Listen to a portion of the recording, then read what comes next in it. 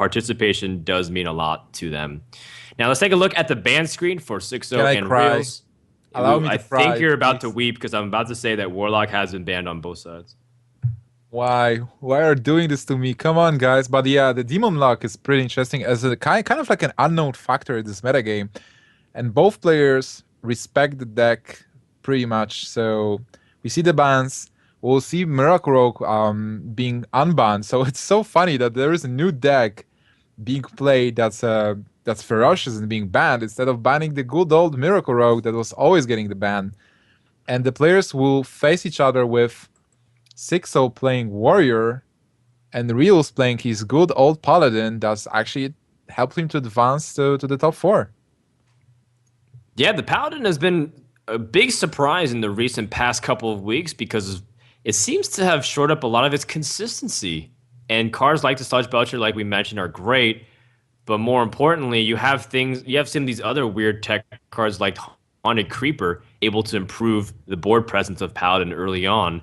And I think with other cards becoming stronger and Paladin still has the ability to full board clear, like for example, the Spectral Knight, we kind of mentioned how it gives classes a tough time to remove, but you have things like Elder Peacekeeper and Equality to deal with the Spectral Knight. So it's an interesting dynamic that other classes get stronger but weaker to some of these cards, and Paladin is able to kind of stay consistent against it. I still feel like they will go to Fatigue. Like those cards, those decks, it's like we know that Warrior has this clear way to win the game with like Gorhal and Grommash, but I feel like they will still just trade blows and go to Fatigue. So that's my bet. And we can now see the mulligan. All right. Well, I think you are onto something because Paladin games are really slow. Who I has think the coin? oh, sorry, Nips, you're lagging a little bit on Skype for me. Oh, sorry. My bad. What were we talking about? The opening mulligans, right? Yeah, we kind of missed them, but it seems like Realz has the coin. Can you hear me well, by the way? I can. You're perfectly clear. Perfect. So Xixo opening hand with double Taskmaster, Execute, and Furyworks, and he has the Grommash already. But this hand looks pretty weird versus Paladin. Like, I'm sure he would like to draw into those mid-game cards that he's running, like Lotheb, Belchers, Kerns, at some point at least. On the other hand, Realz has everything, I guess. Every turn, a pretty good curve, and all the cards he needs. I think the curve is really important for Paladin because usually if the curve doesn't work out, you're using your hero power, and the hero power is just an inferior way to utilize your curve because you want to be putting more powerful minions on the board. So this is really nice for Realz to get a good start. The Fiery War Axe trades really evenly with these Harvest Golems. Unfortunately, the Cruel Taskmaster is also able to clean up. So Realz he's not able to get the quick start he wants to be able to pressure Warrior out of the armor. But at the same time, at least he's able to draw out things like these Cruel Taskmasters. So that way he doesn't able to activate things like his Acolytes and late game for Grommash. Also, Xixo was able to draw into his mid-range minions, and it was pretty interesting. Like, both players have Harrison Jones, so we won't be seeing many weapon fights in this game. Probably not. We'll see some draws, which is great, so that way the game can continue to go closer to that fatigue, like you mentioned. Have to imagine Nakodo comes out here to challenge Lotheb as well as remove a 2 damage minion off the board. And again, this game is being played fast, but expected to slow down very soon when these guys are realizing that big creatures are coming down, only one thing's dropping at a time, and you're taking your time to figure out how you want to spend your removal. Actually, I think like Xixo is one of the players who plays really fast. I would like to mention that the pace of the game is also pretty important because sometimes in the card games, you just draw your opponent into some kind of pace. Like if Realz feels like he can allow himself to play really fast, he can prompt Xixo to play fast as well. So you sling those cards, your opponent thinks, oh my god, this game is so fast, so I have to play faster as well. So they don't realize that normally they could actually take their time and think about playing cards. They are drawn at the pace that you're setting. And this is one of the tools that pro players also use to get an edge. Now, interestingly enough, Realz is flirting with the idea of putting down this Elder Peacekeeper. And yeah, just like you said, he is taking his time. and Realz is going to sucker him into playing at least a little bit slower. And I think it's great because he knows his opponent probably has the likelihood of something like Harrison Jones. True Silver just to remove doesn't feel that efficient. And so I think you're going to put out smaller minions to try once again to force out all of these removals unnecessarily from the warrior. Being Xixo here, what do you do? This turn seems bad. You can't really remove the board effectively. You kind of would like probably to play that Harrison Jones. But on the other hand, oh, by the way, do you keep Harrison Jones for Ashbringer? Or do you remove the True Silver champion? It's like a chicken and the egg scenario, right? When you don't do it, like your opponent's not going to be playing something like Tyrion for a long time. But then if you play Harrison Jones, you like allow Tyrion to play that much quicker. So I think it really depends on how Realz senses his opponent has Harrison Jones. Maybe he's been doing some scouting and like trying to figure out if Xixo is likely to play Harrison Jones in previous things. But it seems like Xixo is going for the greedy one and trying to shut down the Ashbringer from Tyrion instead. Because it is a secret card that he's not necessarily expecting, right? Yeah, I think so. I'm not sure that Realz actually seen the Harrison Jones. I'm sure that players don't have that much information about the decks of their opponents because the decks were actually secret. So yeah, it looks like Harrison Jones will be hunting that Ashbringer, and here Xixo can't even play the Brawl. It's 10 points of mana. It's a 10 mana cost Brawl, and Xixo will be taking big damage as well. Might have to play something like Gromosh just to relieve pressure, but that is one of your ways to win the game. Oh man, you're just losing your teeth, and how are you going to win without it? Yeah. Now this Gromosh is just biting the dust next turn. And this is where you can kind of make a case where the Harrison Jones was better on the True Silver. It was able to draw a card. You're not necessarily committed to use something like Gromosh. You're able to have a 5 attack creature challenge Lotheb if it came down anyways. So Xixo is now kind of reaping the repercussions of what he chose a few turns back. Yeah, now this Harrison Jones just doesn't matter at all when you play it and just draw one card. After losing Gromosh, this board is still hard to clear. At the same time, he does have Brawl. Like it's not necessarily the hardest to clear. He's got Brawl. If he has ways to follow it up, he still can come back in this game. But Paladin is sitting at a really nice spot. He picks up things like the Lay on Hand, so that way late game he can just completely run away with it. Do you drop Tyrion here, by the way? Or are you afraid of Brawl? By the way, Brawl into Harrison Jones. What a sick play. Oh, for the Tyrion? Yeah. Shut down the minion, assuming he doesn't live. And then you steal 3 cards, or steal his weapon, and then draw 3 cards. You can really still get unlucky. Big momentum swing. You can still get unlucky, and actually Tyrion will be the one minion left on board. I think Lay on Hands makes sense. You just continue to extend your lead. There's no rush. Paladin takes this game extremely slow in this matchup. And you also draw into things like Karen, which gives the warrior a hard time moving still. Xixo's hand looks so unexciting right now. I just can't believe how Realz is able to capitalize on all the values that Paladin brings. Like, he has strong board with a lot of Natural, he has a full hand, full health. He's just wrecking this game. It's like, how do you even defeat Realz at this point? He's got so much heals, he's got AoE clear, and he's got ways to answer whatever Xixo does, because one of the ways he may be able to climb back is something like a Gore Howl, so he can tackle big minions like Cairn and Guardian of Kings. But nope, Realz is just going to play a super patient.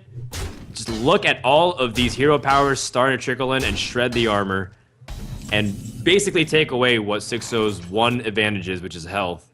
So now I want to see if KitKat's lied. I want to see that brawl and see if the Armor Smith is the only one that survives. Ah, Gore Howl. Okay, well that allows him to kind of pick up the value, but once again, Harrison Jones making an appearance and flexing his muscles and showing why he is a great swing card for these high-level tournaments where you're able to keep some of these cards secret. As now the Gore Howl will go out, and that almost certainly seals the game because I don't feel like Xixo can come back. He has lost so much of his win condition. Harrison Jones here is so good. It's like drop this card for 5 mana, bring a 5/4, destroy 7 mana crystals on the opposing side from the previous turn, and draw a card. That's so much value there. The Gorehowl killed also the ooze that was remaining from the Sludge Belcher, so it wasn't even like the first Gorehowl charge was able to get something good. Devastating right now for Xixo fans as he's looking pretty helpless against the onslaught. I think the Brawl here has to strike big, but if it leaves something like Harrison Jones or Bane, I think Xixo's just going to be taking more and more damage to the point where he can't come back. He actually hits a small 1/1 dude, which is probably good for Xixo, but still, Realz has so many cards, so many options in his hand. He still has that Tyrion. Nice. Defender of Argus. Again, he's just making sure to save what he needs to do. Like, Paladin doesn't have to rush into this. It's part of one of the most infuriating things also about playing Paladin is because you can't just end the game early. So if you're laddering with Paladin, your games often take a long time and you climb like 1/3 as fast as Zoo or Miracle or Hunter. But you have to be patient, but I believe that if you're patient, you're actually getting a pretty sweet win rate. Even though the games take long, you just win, right? And speaking of being patient, Xixo was very patient with Harrison Jones, but unfortunately he was not able to get any kind of momentum. This Harrison Jones is solely because he has nothing else to do. Realz now has the ability to play something like Tyrion, I feel. Brawl's been played, Harrison Jones has been exposed. At the same time, I don't feel like he needs to. Yeah, like Realz right now can just chill and play whatever he wants to. It doesn't matter. Quality. Why not? Drop the Tyrion afterwards. You have the free board. Oh. He can execute his own Sylvanas. Or maybe not. He can't even shield slam him. I mean, he can shield slam Sylvanas, but it doesn't matter. Yeah. Oh, if only. If you could execute your own Sylvanas, you have a 1/3 chance of stealing something good. Xixo is in big trouble. He can't really do anything as Realz has lethal right here with double consecration. Game number 1 goes to the mana grind player who's been doing all kinds of wonders with the Paladin deck. Are we going to see a sweep again? I don't think so. I mean, I feel like Xixo is way too good. Xixo has to win 2 games right here. And I think maybe the Warrior into the Paladin wasn't the best matchup, but now he can pick something better. Maybe his Miracle Rogue. He has still his Miracle Rogue, and he's going for it. Again, Xixo is known as a Miracle Rogue master as well. He's climbing the ladder with it. He's getting first legend every season with Miracle Rogue, and he 4-0'd Cloud9, my team, unfortunately, with the Miracle Rogue as well. So he's definitely a contender here, and he's it's possible that he'll win 3 games with this Miracle Rogue, but he only needs to win 2 to advance to the top 4 of this tournament. That's right. I think Miracle Rogue still does have a good matchup against the Paladin. You have the ability to burst, but at the same time, there is a tipping point where Paladin just doesn't die anymore because they have taunts, they have heals. So there is a window for the Miracle Rogue to be able to squeeze in and do damage, but as in the previous series with RDU, where we saw him go up against the Paladin from Realz, he was unable to do anything if he's not able to piece everything before the window closes. It seems like Realz knows this matchup by heart. Like, I'm sure he has it mapped out as well, and Realz was so consistent with this Paladin. He knows exactly what to do and when to do, like, when to do it. It's like he's saving the cards that are key for the key turns, and he's just winning. He's just winning those games. So we talked about it already, but if Realz is able to just slow the Miracle Rogue down, and if he's able to answer the big threats, then he'll just heal up and then win the game right there. I'm actually happy that Realz is destroying with the Paladin. There's a lot of criticism on him after his first performances in Fight Night where he was not able to win. I don't think any of his series until the very last one. And then, there was just things where he was winning with Miracle Rogue and Tavern Takeover, right? He won the tournament. People were like, wow, he just played Miracle Rogue and abused it all the way to win. I think he's now showing again his versatility of just plugging in his Hearthstone knowledge and being able to adapt it to all kinds of styles, whether it's aggressive, like that Warlock deck. Well, I don't even know if you're aggressive with that Warlock deck. I'm not sure. But he's also being able to flip it around and play heavy control styles with Paladin. And it's a class that a lot of people are not versed in. I think that's throwing people off. Not many people know how to play against Paladin, let alone play Paladin. Oh yeah, definitely agree. I was facing Paladin and at IM Shenzhen, and I was also confused how to play against it. So it's definitely a tricky deck to play against. Also because it has so many different options. It has board clears, like big minions and heals and stuff. So it's pretty tricky to play against. Okay, opening starting hand from Realz once again curving out nicely.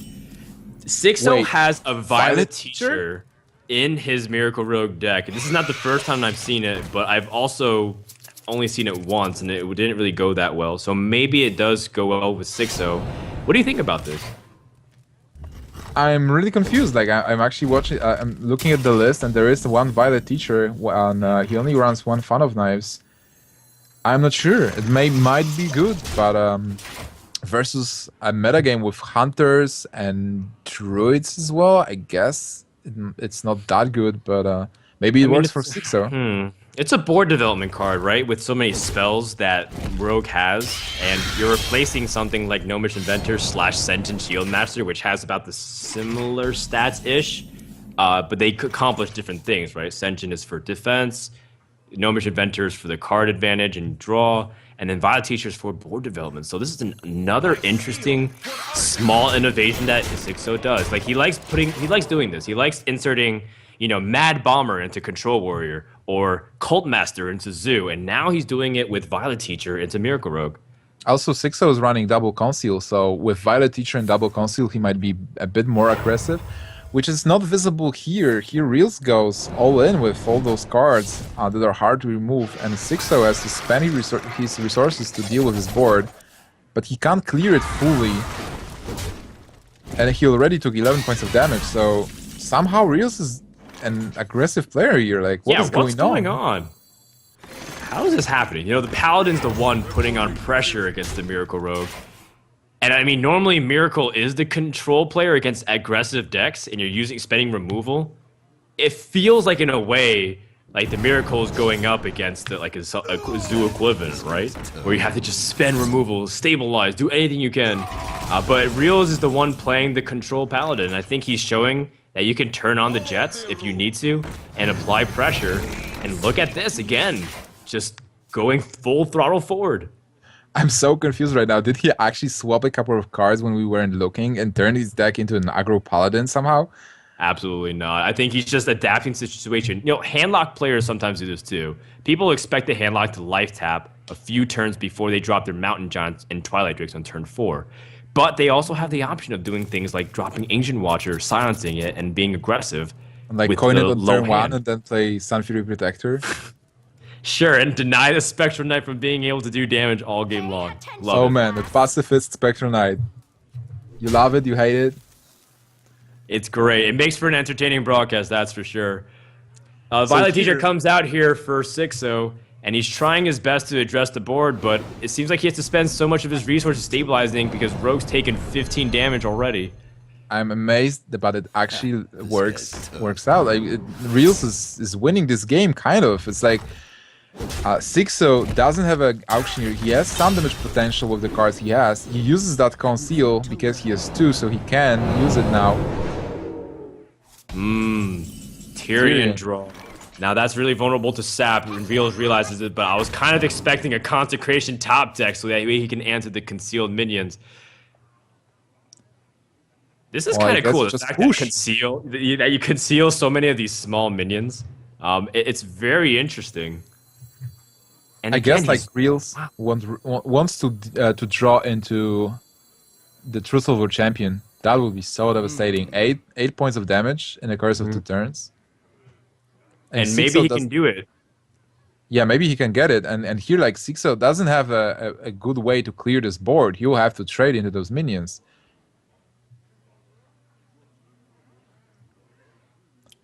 I think if in the next couple of turns, if Tyrion is I mean, if Tyrion can be dealt with though, I feel like Xixo still has an opportunity to maybe turn this around. But it's gonna be tough. Even if he picks up Gadgetzan in a way that's kind of a dead draw, he has no ways to try to chain those spells together because he has nothing. He only has Deadly Poison. I think like Azure Drake would be important. I His think hand so is so too. weird, by the way. It's kind of like a minion-based Miracle Rogue, even though he actually has a pretty standard list. Mm-hmm. The only difference is the Violet Teacher, so don't get confused by it. But he's playing normal Miracle Rogue. It's just his hand is so weird, and he dropped to 9. He's so Yeah, close. he's representing lethal, like the possibility of lethal if he just has something like a Chooser or Champion. So 6-0 has to kind of respond to this immediately and do some damage control. I just can't believe it. The fact that the Paladin's able to do this much and constantly pressure the Miracle Rogue. I mean, but with Paladin, we know that the amount of burst without things like Avenge I am ready to learn. and is a little bit tricky to kind of be. He does have things like this Violet Teacher's apprentices able to kind of also clean up shop a little bit. Oh my god! And Xixo doesn't have a sap, so if Realz can actually play a YOLO Tyrion next turn, I think that And is what- absolutely the play. or if he gets a Choose soon. consecration, equality, or even a Pyromancer, just clear the board right there. Well, let's find out and see what happens. 6-0 is running out of time, but we know that he's just trying to pick the best way to clear without giving up too much health. He's trying to figure out what's the best way to do the draws. The Acolyte kind of picks up blind. the Guardian of Kings. Xixo is down to 6. Oh, No pun wow, intended. Oh my god, Pyromancer. Pyromancer. That allows him to clear, but I think Tyrion does come out because your opponent might stack more minions and you go for the quality clear. You bait everything out. Maybe he goes Gadgetzan, but 6-0 top decks a preparation and that's not helpful. Wait, is that it? Okay, I guess he'll probably miss 1 point of damage, but he has to deal with Tyrion, and there will be an Ashbringer coming. A legendary weapon from World of Warcraft. I am ready to He is going to be 1 damage off lethal until he picks How up is this something else. happening every time? Oh man.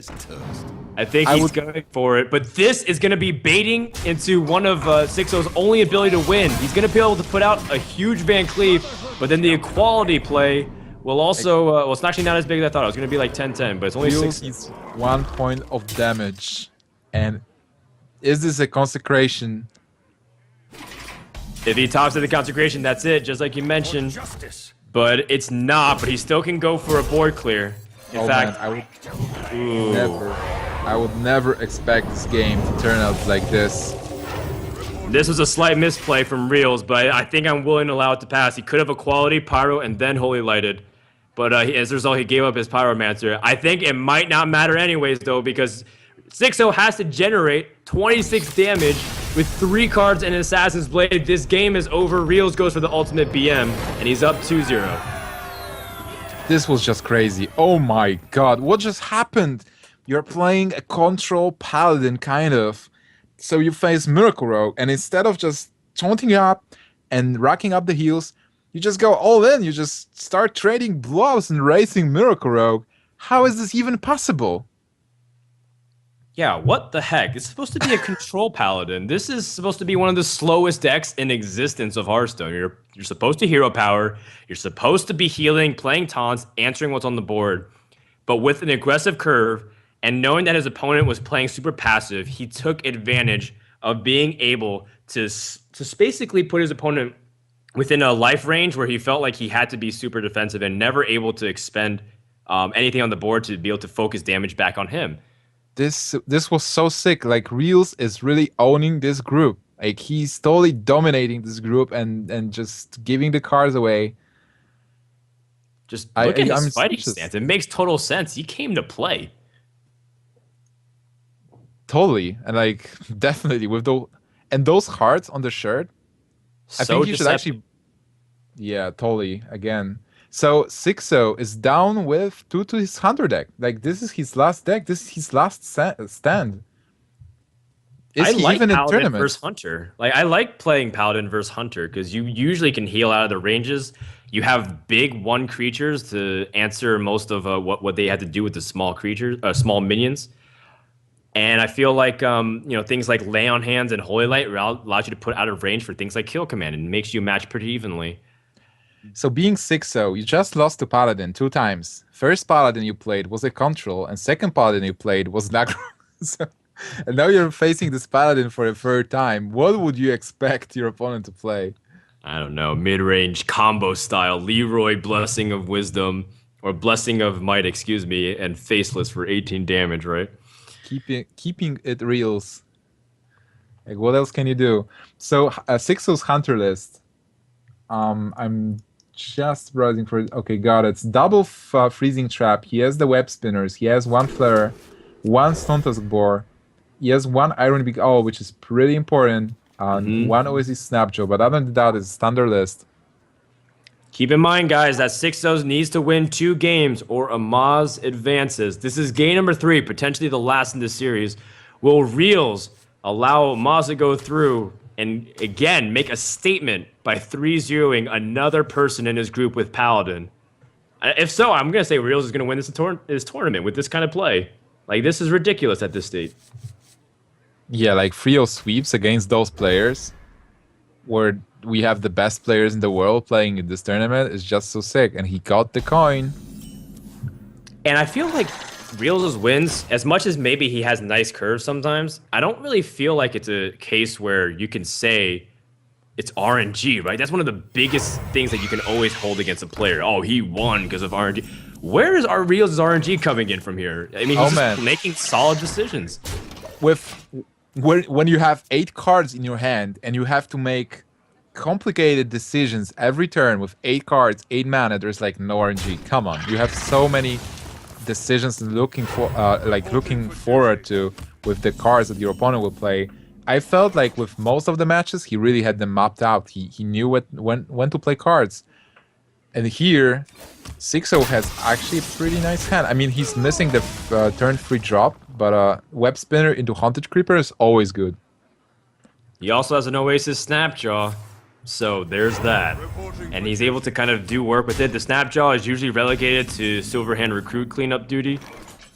But at the same time, it's a big enough minion to survive everything. It can go toe-to-toe with the true Silver Champion, so Paladin can never build up value with it.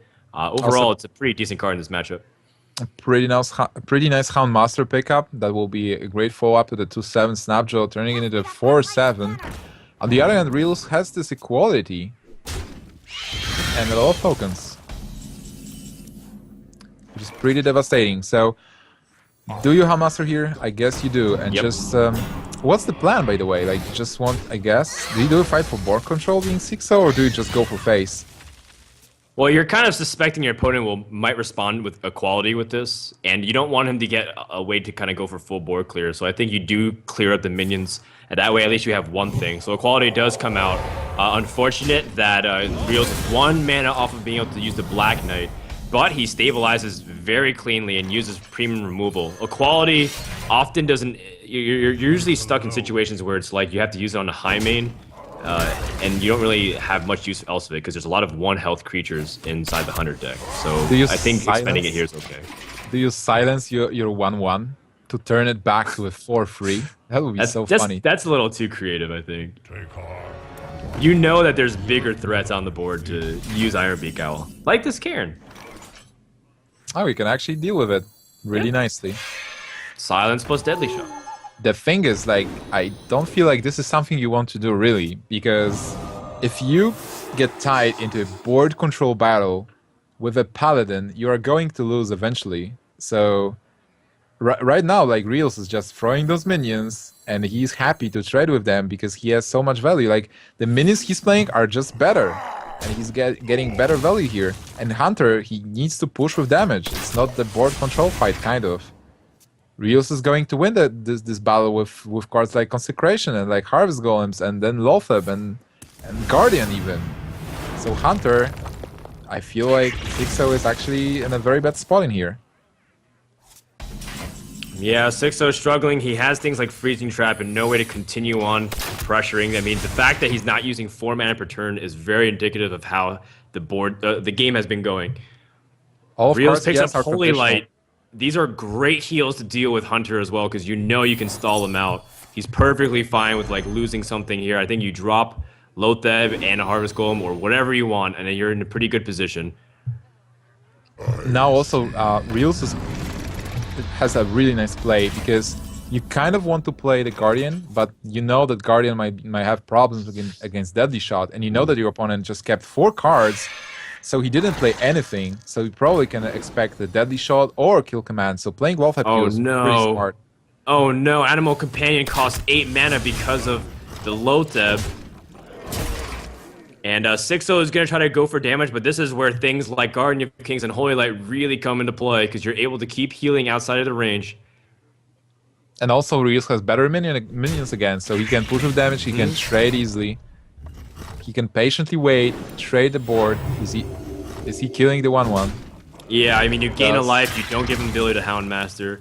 Young Dragonhawk. Maybe he can make a career as a rap artist, but not as a Hearthstone minion. Well, we are seeing it for the second time for Xixo. He had it also versus Amaz. Oh man, Realz is controlling the game again. Wow, this is so unexciting. A Snapjaw just kind of gets destroyed. Animal Companion might give you an ability to push for damage if you get the Huffers. But it's a Misha, and that's exactly what True Silver Champion excels at, being able to pick apart double Misha. Double Misha. I feel like he needed like a quadruple Huffer to actually win this game. Black Knight is going to get some value. Yeah, that Black Knight.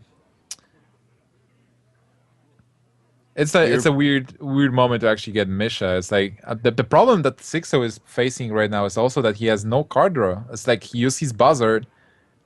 He got a pretty dead card from Web Spinner, and doesn't look good for him. He has no ability to actually deal damage here from this point. He has 5 potential damage from the hero power and a bow, and that's it. If both the bears are done, Realz just takes the game away. Because Xixo just doesn't have ways to do damage. You know, one thing that Nimshin's been always asking throughout the course of this tournament and day is, how do you win? And there's no way for him to win, because the hero power is not going to put him on a clock fast enough to end this game compared to the minion damage he does. I like utilizing equality and just being able to play Tyrion here. You're using up your weapon. It plays strictly into a 2-turn win if you're able to execute it. Xixo's going to deadly shot, and he whiffs. The mockery of this play. It's like the game wants Xixo to actually lose in here. The 1/1 threat really tough. with Wind Fury.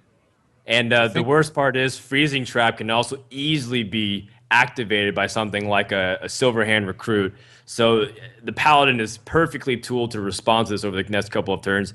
And once again, he's fine with taking this slow. Oh, he's actually attacking? Maybe he's used to explosive traps from Amaz. He's under an impression that an explosive trap is actually the new thing. Ah, that could be it. He is hesitating, though. Well, the thing is, like, even if he attacks with Tyrion, he can still play it the same turn.